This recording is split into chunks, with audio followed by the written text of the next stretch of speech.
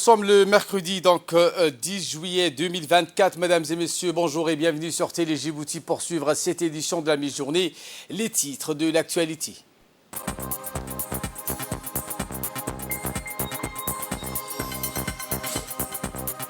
Cérémonie de remise de clés de 6 camions citernes.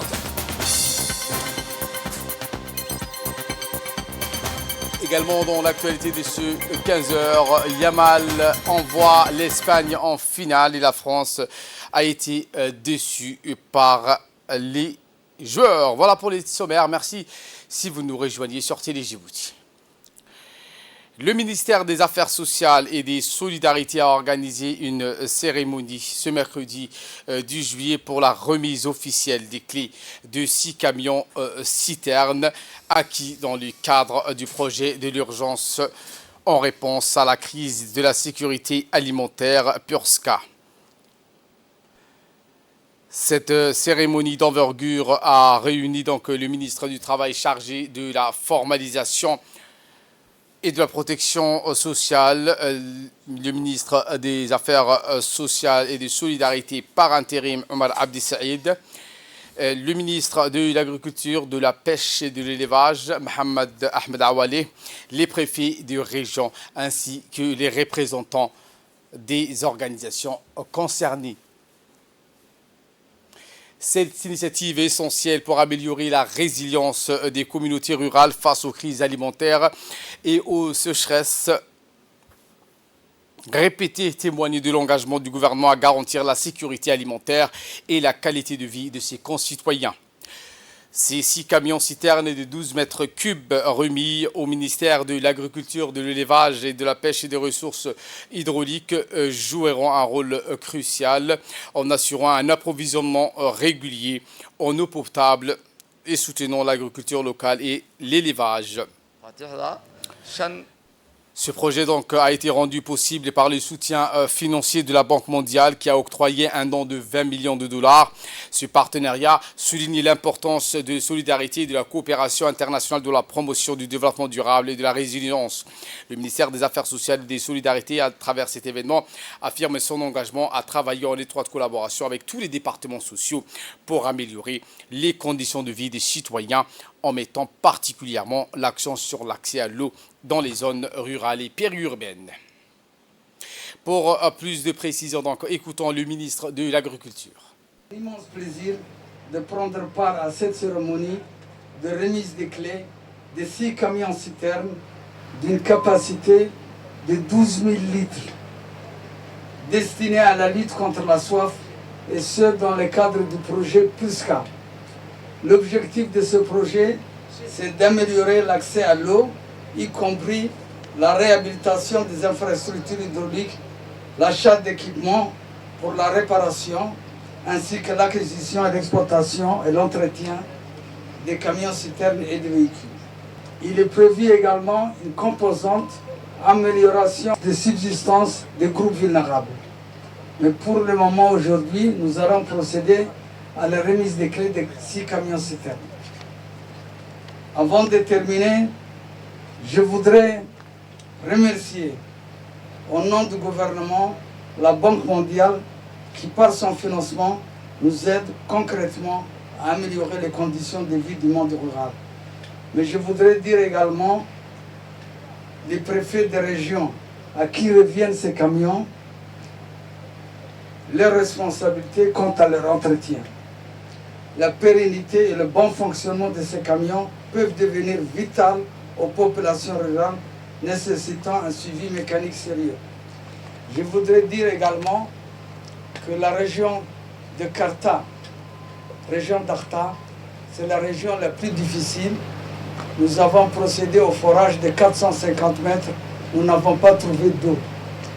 Je voudrais annoncer du haut de cette tribune que cette région de Karta, 400 millions de francs Djibouti seront financés très prochainement.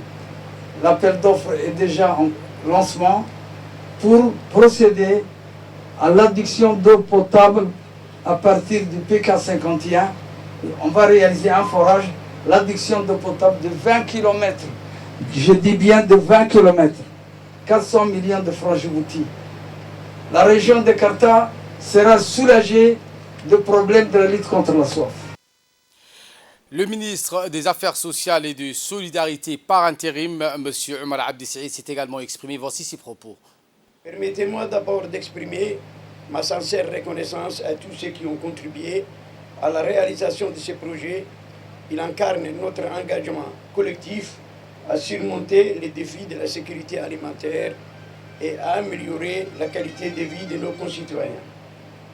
Face aux crises alimentaires et aux sécheresses répétées, notre gouvernement a pris des mesures décisives pour renforcer la résilience de nos communautés rurales. La réhabilitation des infrastructures hydrauliques et l'acquisition de ces camions-citernes des 12 mètres cubes sont des actions concrètes qui auront des retombées positives, significatives et durables. Comme vous le savez, le ministère des Affaires sociales et des Solidarités travaille en étroite collaboration avec tous les départements sociaux pour améliorer les conditions de vie de nos concitoyens. Aujourd'hui, nous mettons particulièrement l'accent sur l'accès à l'eau dans des zones difficiles et périurbaines. C'est dans ce cadre que notre partenariat avec le ministère de l'Agriculture, de l'eau, de la pêche et de l'élevage prend tout son sens. Ensemble, nous œuvrons pour garantir un approvisionnement en eau régulier, essentiel pour la survie et le développement de nos communautés.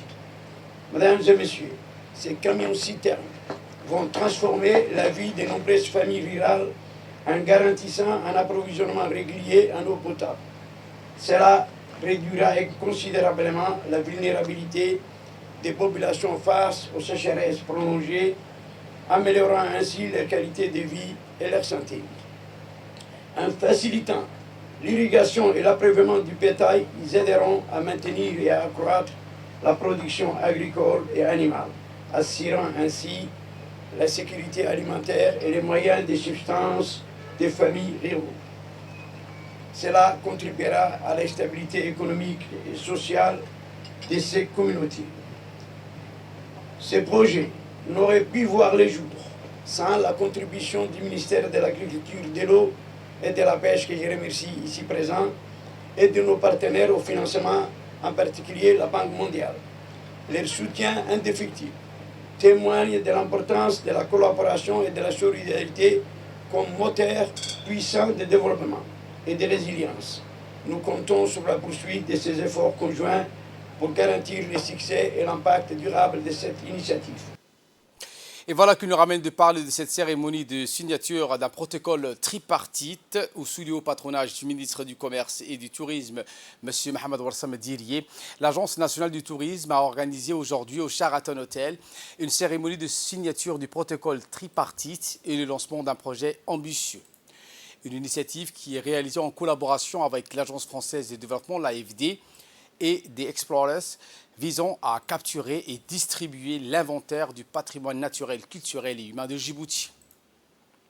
Une cérémonie qui a réuni plusieurs personnalités importantes, dont le ministre du Commerce, M. Diriye, le directeur général du tourisme, Ousmane Abdi, le préfet de Djibouti, Abdi Siki Riyad, Mme Pukarusku, ambassadrice de France à Djibouti, Olivier Chiaboudour, directeur de l'agence, et Mme Hélène Vidon, directrice de l'Agence française de développement.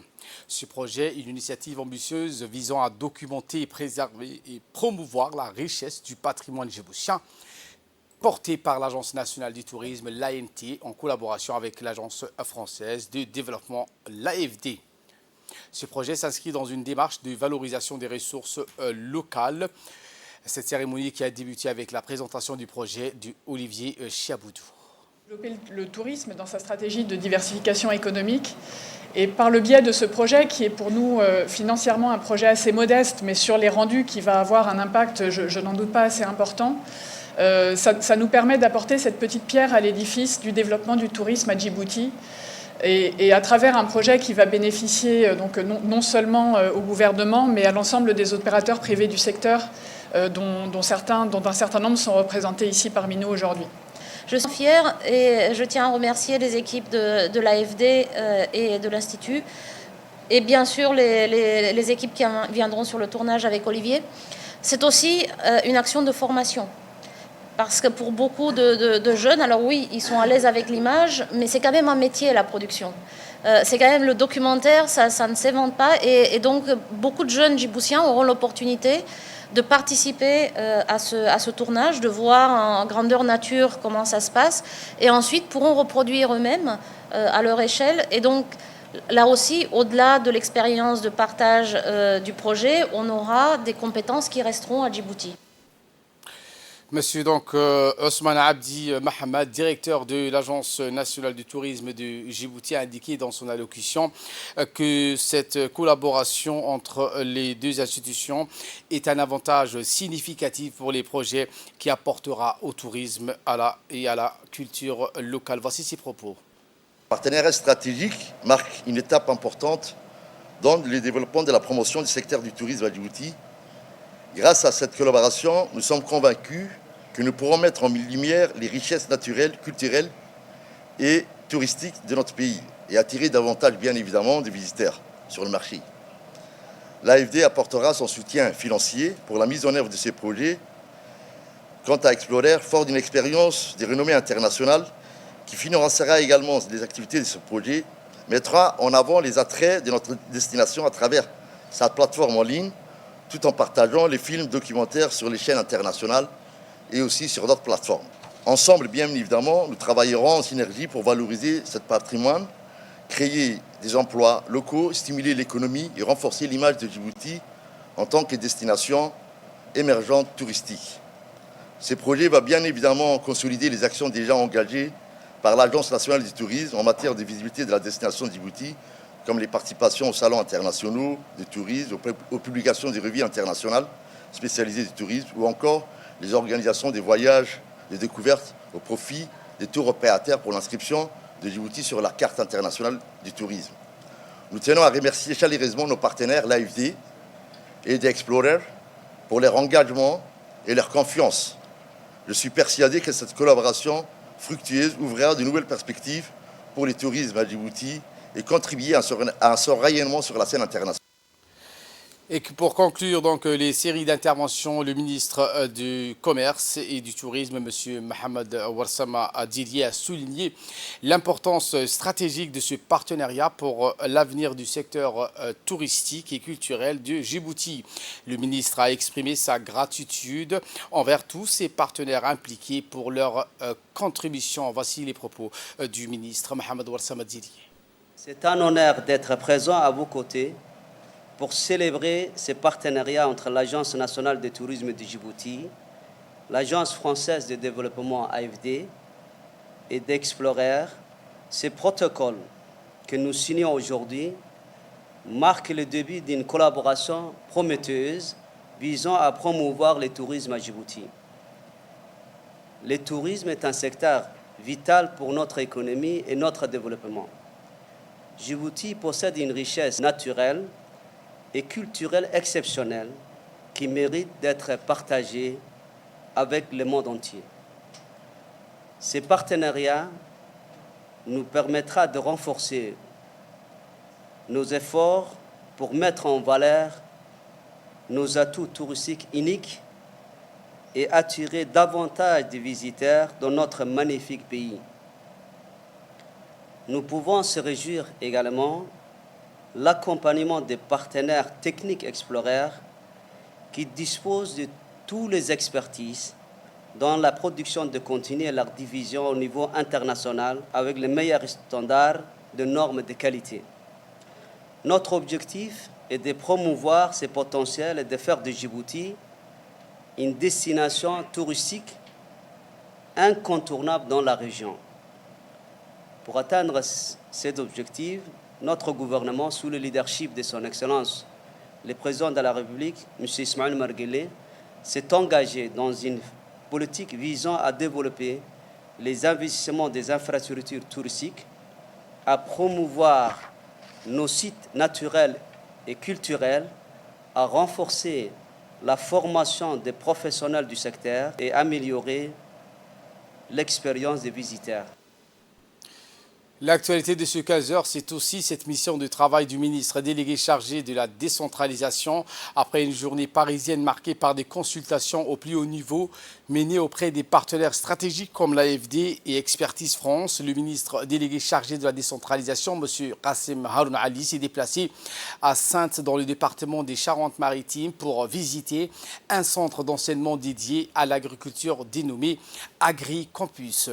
Cette institution forme des jeunes de la classe de seconde du lycée jusqu'à l'obtention d'un diplôme de BTS spécialisé en agriculture. Le centre dispose de nombreuses infrastructures d'accueil des étudiants comme la cantine, l'hébergement et des bâtiments et espaces de plantation destinés à la pratique des métiers agricoles comme l'élevage des vaches et la viticulture que le ministre a eu l'honneur de visiter. Ces visites ont été suivies de discussions avec les responsables des différents départements du centre. Ces derniers ont expliqué dans les détails au ministre comment fonctionnaient leurs ateliers et divisions respectifs.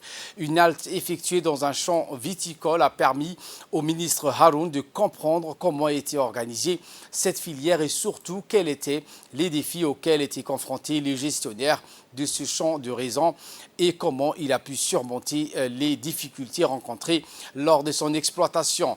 Le ministre Haroun s'est surtout intéressé aux pratiques agricoles hors sol dont il a fait le rapprochement avec la culture hydroponique expérimentée actuellement dans notre pays.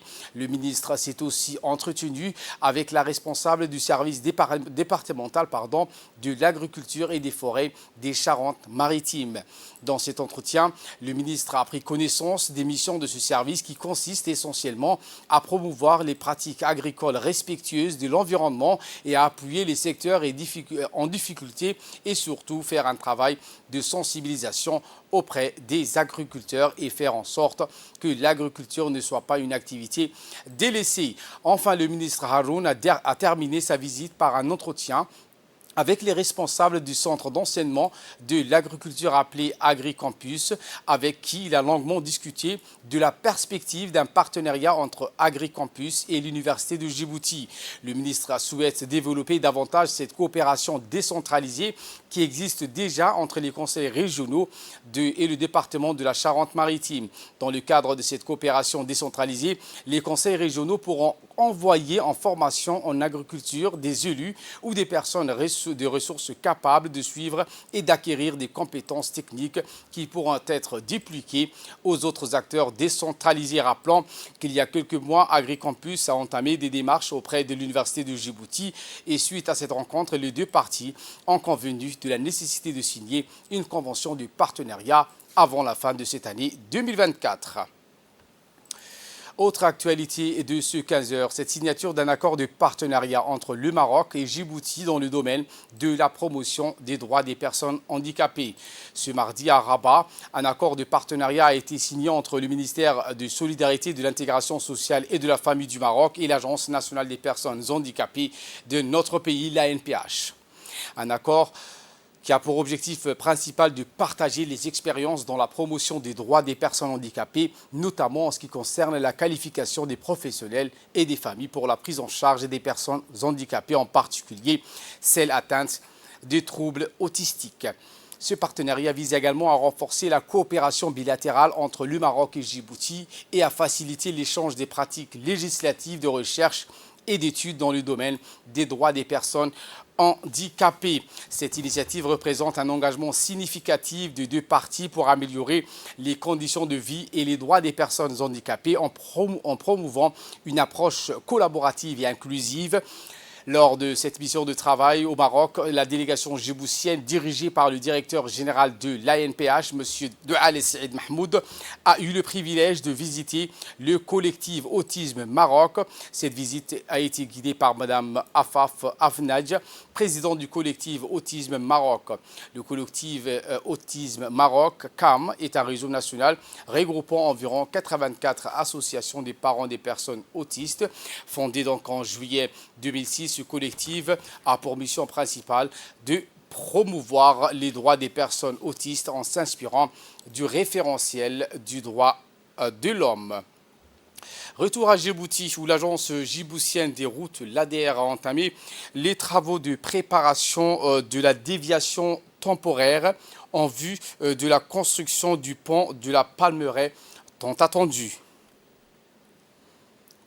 En effet, suite à la signature le 22 janvier 2024 d'un accord de financement pour la construction du DIPAN par le gouvernement du Japon, l'agence djiboutienne des routes prépare le futur itinéraire que les automobilistes pourront emprunter durant la période des travaux. Cette mesure vise à garantir la continuité de la circulation des biens et des personnes.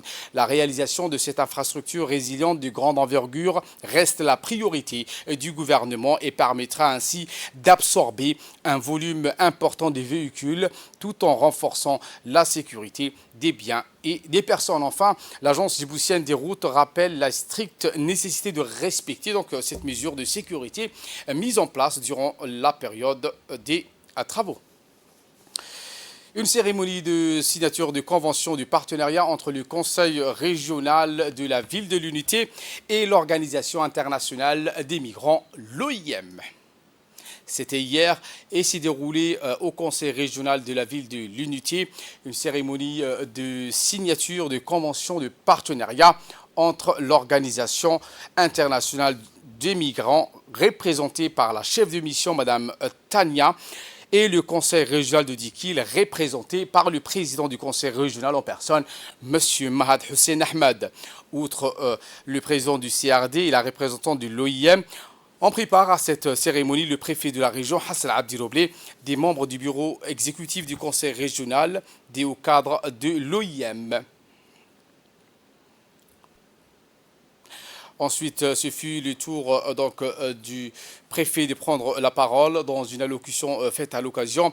Il a d'une part félicité l'OIM pour être la première agence onusienne qui a couvert une antenne à Dikil et de l'autre félicité ce partenariat OIM et le Conseil régional de la ville de l'Unité tout en leur accordant son total soutien dans les réalisations de projets de développement futur.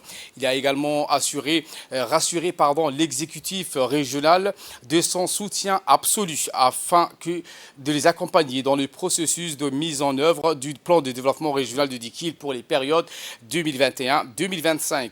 Après les interventions du président, du vice-président et du préfet, les deux institutions ont procédé donc à la signature de cette convention de partenariat bien sûr en présence du préfet de la région.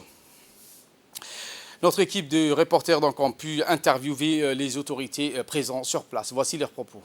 Mesdames les responsables du service déconcentré et mesdames et messieurs les représentants de la société civile, nous accueillons la représentante de la chef de mission de l'OIM à Djibouti qui est là aujourd'hui pour la signature d'une convention générale entre le Conseil régional de Dikil et l'OIM. Cette convention permettra dans le futur de collaborer et d'initier des projets de création d'emplois pour la région de Dikil. Ce n'est que le début, mais l'OIM n'est pas sa première visite à Dikil. Ils sont déjà installés. C'est la seule agence des Nations Unies qui a ouvert un bureau dans la région de Dikil.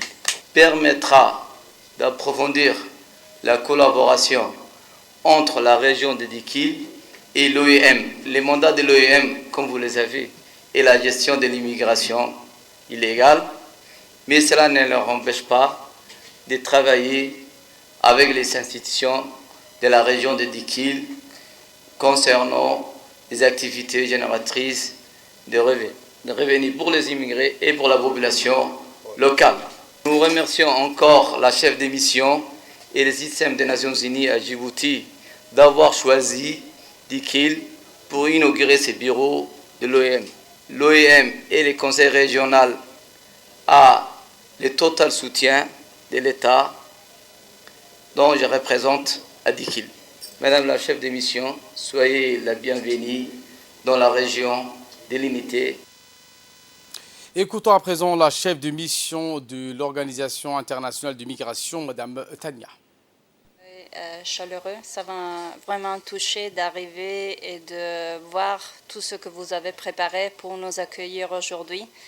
C'est également une occasion pour moi de mieux connaître la région et de mieux connaître les traditions de la région. C'est la région de l'Unité et c'est pour moi très intéressant toujours de vous visiter. Avec mes collègues Assi et Lula, on sera de votre côté. L'ouverture du bureau, c'est le premier point de départ de notre collaboration. Je sais que la gestion de l'immigration, ça reste un souci pour tous les pays et pour la région, surtout maintenant que l'été a commencé avec le Khamsin, la mortalité et tous les soucis qui viennent avec ça. Son Excellence, Monsieur le Préfet et Son Excellence, Monsieur le Président du Conseil régional et pour vous tous. C'est un honneur et un plaisir d'échanger avec vous et on va collaborer ensemble aussi pour créer des opportunités de travail dans la région, que je sais c'est très important aussi pour les jeunes et soutenir aussi la société civile, toutes les belles initiatives qu'il y a déjà dans la région. Considérez-nous vos alliés, vos amis dans ça pour collaborer. Merci beaucoup pour cette belle occasion. Hier, les villages de Kalaf et Boli, des régions de Tajoura, ont marqué le coup d'envoi des activités sportives estivales avec une série d'événements animés. À Kalaf, l'association locale a organisé une journée riche en activités pour la jeunesse de cette localité. Le football, sport roi par excellence, a ouvert les festivités suivies par des épreuves d'athlétisme et des jeux traditionnels qui ont ravi les participants et les spectateurs. L'engouement était palpable. La foule des jeunes était venue en nombre pour encourager les jeunes athlètes du village. De l'autre côté, Boli n'était pas en reste, avec une série d'activités également qui ont également attiré une large audience. Les festivités ont débuté avec les épreuves de l'athlétisme, où les meilleurs athlètes locaux ont démontré leur vitesse et leur endurance. Le tournoi s'est ensuite poursuivi avec des matchs de volley avant de culminer avec un grand match de foot opposant les deux équipes rivales de la localité. Un événement très attendu par la population. La jeunesse bolivienne qui se sont chargés pour organiser une telle organisation et pour faire face à toute délinquance juvénile et attirer la jeunesse entre eux et créer une atmosphère de paisibilité, mais également d'amour et d'attraction entre les jeunes des différentes localités. Merci au ministère du secrétariat d'État chargé aux sports et merci à tous les jeunes. Et ce fait divers, les officiers de police judiciaire du commissariat de Rodan ont effectué cette semaine des saisies records dans plusieurs quartiers de la commune de Balbala. Ces opérations menées avec dextérité par les éléments du commissariat de Rodan ont pour objectif de dissuader tous les délinquants dans l'accomplissement de leurs méfaits, mais aussi de rassurer la population djiboutienne. Ainsi, plus d'une cinquantaine de cartons de produits de beauté, des barils d'huile périmés, des documents falsifiés et des cartes de crédit déjà utilisés ont été saisis par les policiers du commissariat de Rodan.